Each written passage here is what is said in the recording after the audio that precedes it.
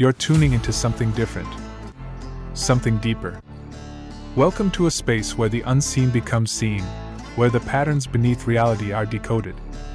This isn't just a podcast, it's a journey into the mechanics of belief, perception, and the multidimensional truths shaping our world.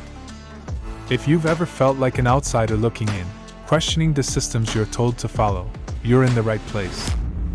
This is the OUTKAST, the Pattern Podcast. Let's dive in.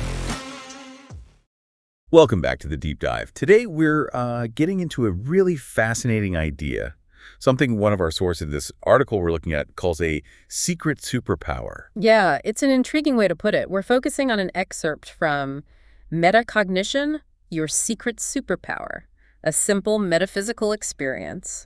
And the whole point is really about looking inward, at our own minds. Right, how understanding our own mental processes, how we think, can actually be, incredibly powerful. That's the core idea. Exactly. It frames it as something extraordinary, but also something completely accessible. It's what happens when you just kind of pause and notice what's going on inside your head. Naming thoughts, labeling feelings. Taking that step back, that's pretty much the practice it describes. Okay, so let's dive right in then. What exactly is this secret superpower the article talks about?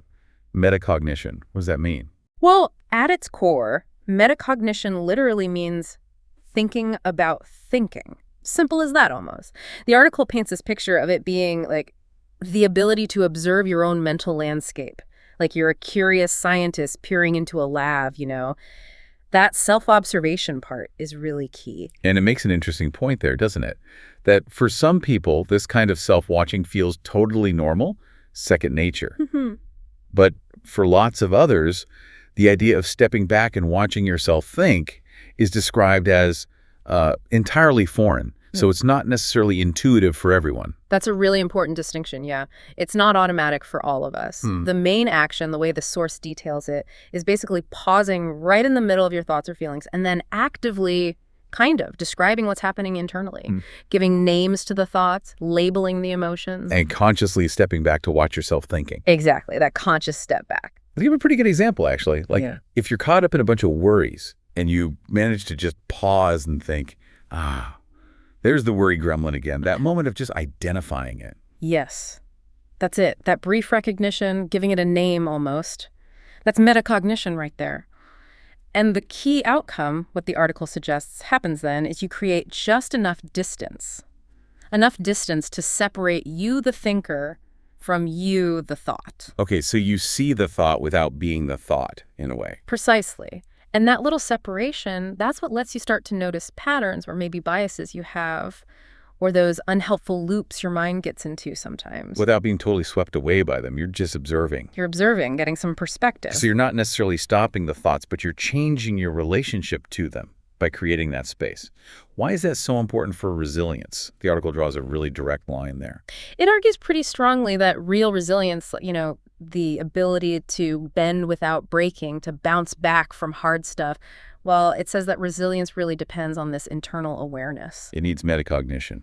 It uses this great analogy, like resilience is a bamboo stalk in a storm. Okay. The storm is all the stress life throws at us, right? And metacognition is your flexible stem. The part that lets you sway and not just snap. I like that. How does it work, though, practically speaking? How does thinking about thinking make you more flexible, like bamboo? Well, the way the article explains it is that metacognition lets you step outside your own mind just for a moment, just long enough to acknowledge the stress or the challenge that's hitting you.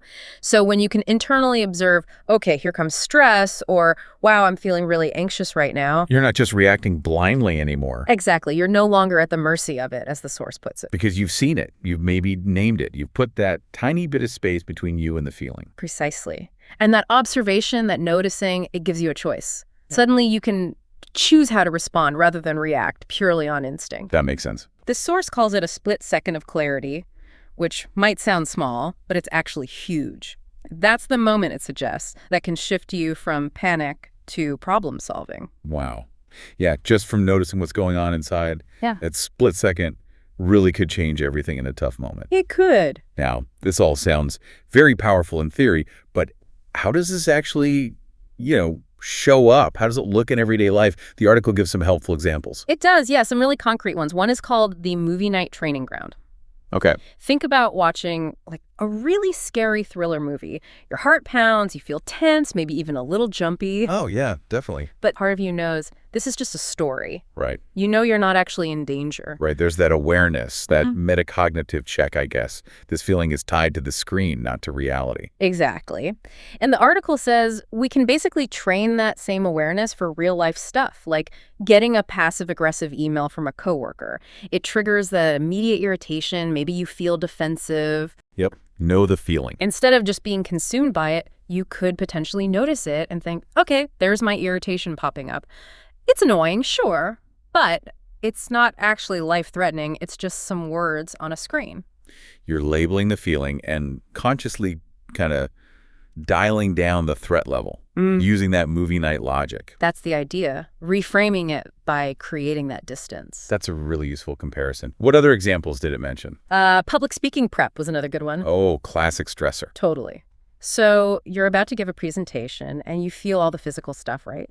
Chest gets tight, throat's dry, maybe your hands are shaking. Instead of falling into that negative self-talk spiral, why am I such a mess? This is going to be awful. The article suggests you can just observe the sensations and think something like, oh, there's the adrenaline rush. So you're not judging the feeling, you're just identifying it, naming the physiological source.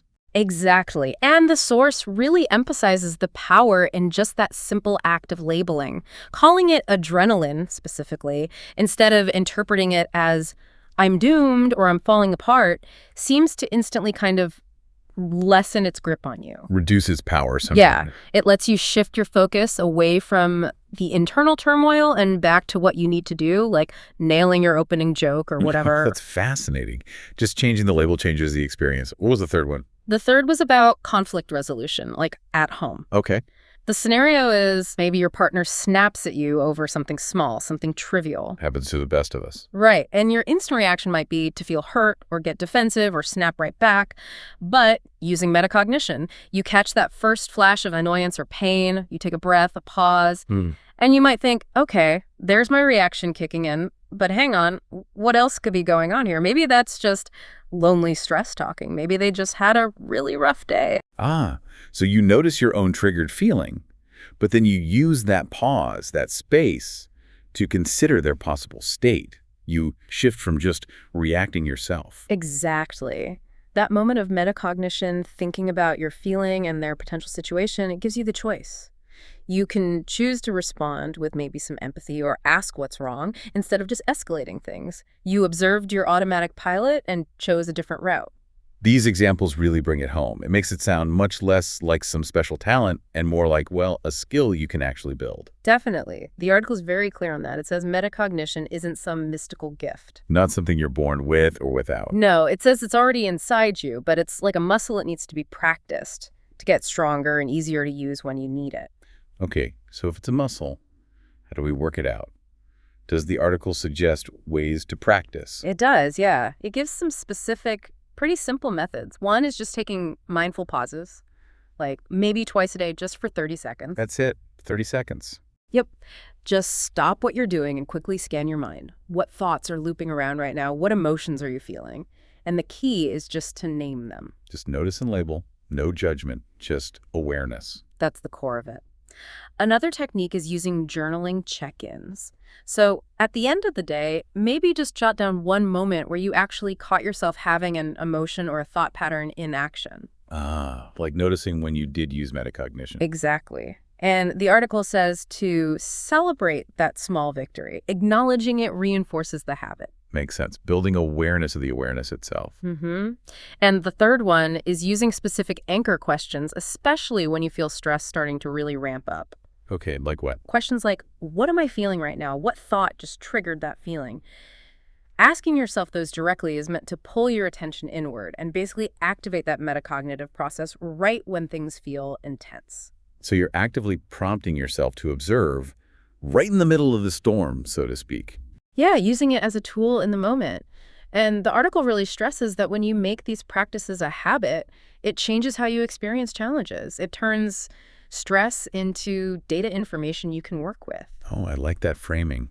From this overwhelming wave into something you can actually analyze. Right. It stops being this big, scary, amorphous thing and becomes something you can understand and gain some agency over. That shift from overwhelmed to informed feels really significant. And the long-term payoff, according to the article, where does this lead? Well, it brings back that bamboo image. It suggests that the long-term result is gliding through challenges with the grace of bamboo, being unshaken by life's gusts and always ready to bounce back.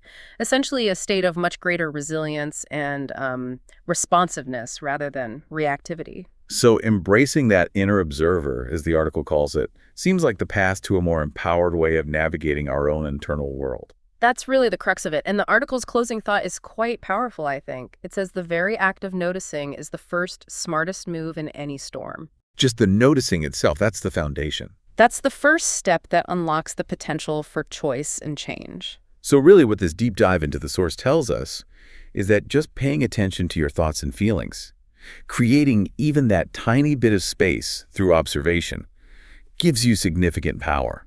It's presented as, well, essential for building resilience. And it's a skill that's accessible. It's already there, just waiting to be practiced consciously.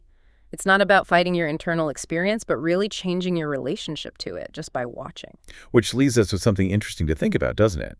If, like the Force suggests, simply putting a label like adrenaline on a physical sensation can immediately lessen its power over you. Yeah. How else might just noticing your thoughts, maybe naming them or categorizing them, actually change their influence? Not just in big stressful moments, but maybe subtly throughout your entire day. Definitely something to mull over.